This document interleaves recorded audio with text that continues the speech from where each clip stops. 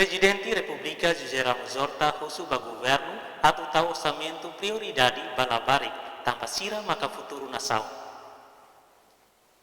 Presidente da República José Ramos Horta atau questão lihusi discurso benghira participa dialogo nacional ho tema rona amila barik nelian ho assegura no realiza amina direito debe halau ya centro convenção dili quintane.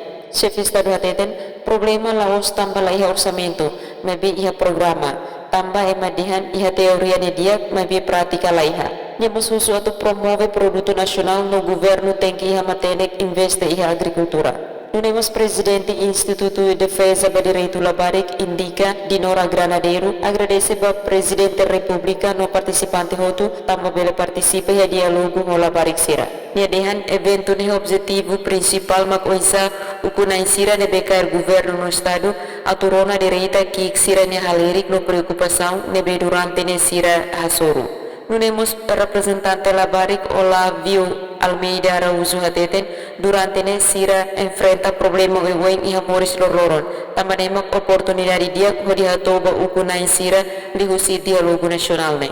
Emerenciana Pinto STL News.